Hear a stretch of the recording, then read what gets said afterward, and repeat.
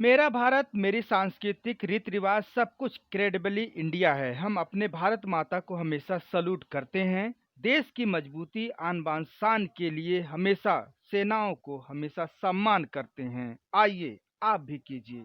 ना रुका हूँ, ना रुकूंगा, सीना तान के बॉर्डर की रक्षा करूंगा। हे भारत के दुश्मनों, कान खोलकर सुन लो, जो बॉर्डर पर आएगा खाक होकर जाएगा। मेरे फौजियों में वह आदम शक्ति है जो मिनटों का काम सेकंडों में निपटाने में हसरत रखते हैं।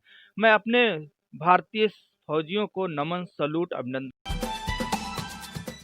नमस्कार, मैं हूं लालचंद सोनी। आज सुबह टाइम्स में आप सभी का स्वागत है। आओ चलें, किसानों को एक ताकत दें। हर दिन किसानों के बारे में सोचें, क्योंकि हम सभी के अन्नदाता हैं। इनके दिन रात मेहनत से ही हम सभी का पेट भरता है। हम सभी शहरीकृत के हों या शहर के रहने वाले हों, सभी लोग गांव के किसानों की सहायता करना चाहिए और उन्हें सम्मानित हर दिन करना चाहिए। आइए अन्नदाता के बारे में सोचें और किसानों के जो फसल अनाज उगाते हैं, साग सब्जियां उगाते हैं, कैसे उगाते हैं, इसके बारे में आपने कभी सोचा है? आइए हम सब मिलकर अन्नदाता के बारे में सोचें और हमेशा जो है दिन रात जिस तरह से मेहनत करके हम सभी का पेट भरते हैं, वह मेहनत मजदूरी करके अनाज को उगाते हैं। किसान भाई ही कितनी मेहनत के साथ हम सबको आज पेट भरते हैं। आइए इस मशक्कत, इस मेहनत मजदूरी के साथ खेतों में अनाज उगाते हैं। आइए हम सब जानते हैं कि रिटायर्ड फौजी राजेश गुप्ता जी क्या संदेश देते हैं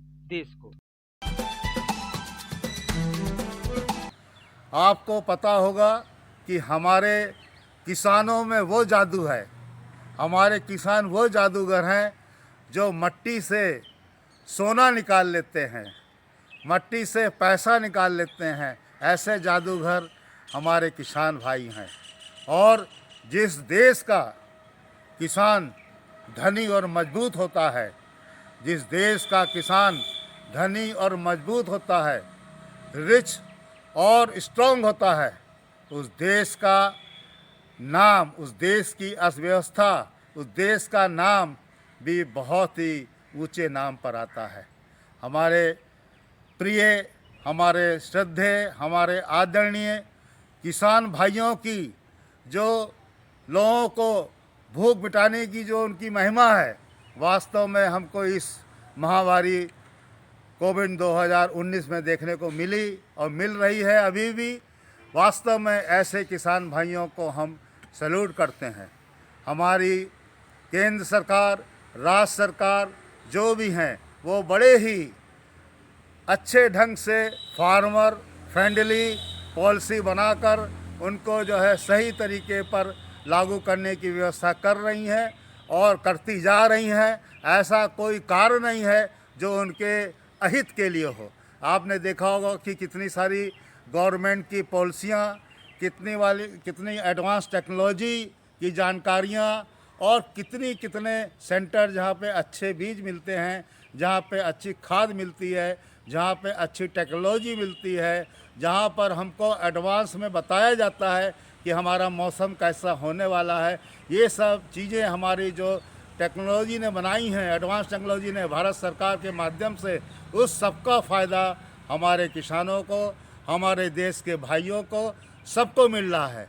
और इस दिवस पर हम उन किसान भाइयों को बार बार प्रणाम और नमन करते हैं कि जो इतनी सर्दी में, इतनी गर्मी में, इतनी बरसात में बिना किसी की परवाह किए देश में कोई आदमी भूखा ना सोए, उसके लिए कार्य करते रहते हैं।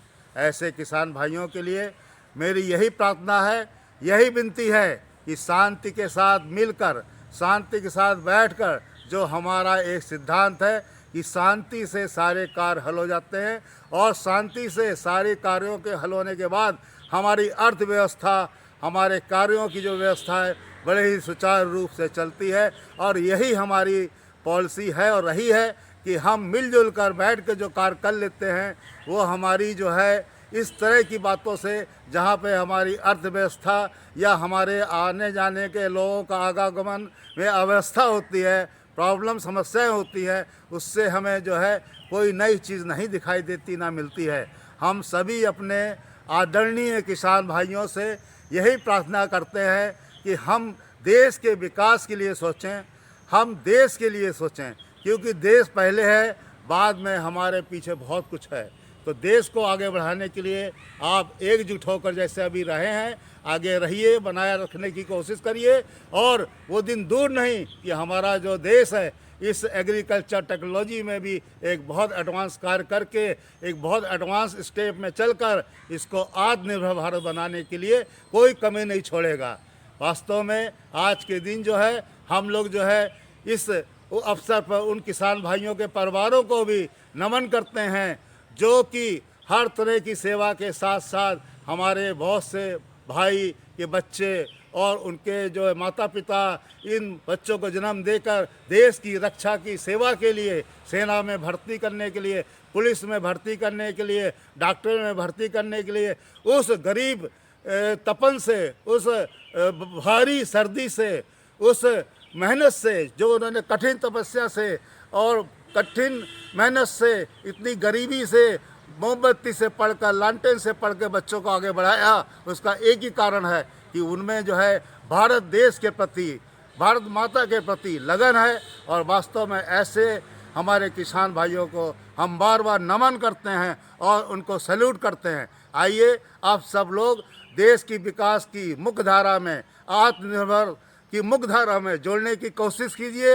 यही हमारी धारा आगे चलकर एक बड़ी धारा बनाएगी जो विश्व को दिखाई देगी कि भारत अब वो देश नहीं है, अब भारत भी एक बहुत बड़ा देश, आत्मनिर्भर देश बन गया है, जिसमें हर चीज़ें, चाहे वो कृषि यंत्र हो, चाहे उनका कोई भी कार्य हो, स्वदेशी यंत्र के माध्यम से, स्वदेशी सोच के माध्यम से, स्वदेशी लोगों के कार्यकलाप के संगठनों से हो रहा है। इस शुभ अवसर पर उनको बहुत ढेर सारी बधाइयाँ हैं। और देखिए वो लोग कैसे, आपका देखिए किसान भाई लोग जाके सुबेरे शाम कैसे खेतों में काम करते हैं, दिन भर जो है लगे रहते हैं और दिन भर इसको अच्छी तरह से फसल तैयार करके बाज़ार में और बहुत जगह स्टोरों में भेजते हैं, जिससे कि लोग खरीद कर मंडियों से ले जाके बाज़ारों को लाकर हमारे पब्लिकों को देते हैं। वास्तव में ऐसे शुभ अवसर पर हम किसान भाइयों को यही संदेश देते हैं कि आइए हम सब बैठकर भारत की विकास की बात करें, भारत की निर्भर होने की बात करें, भारत को आत्मनिर्भर बनाने के लिए एकजुट मिलकर एक हो जाएं। ये हमारी आप लोगों से हाथ जोड़ के अपील और विनती है। जय Hind. Rajesh Gupta, ACC staff state chief, west UP. जय हिंद, जय भारत।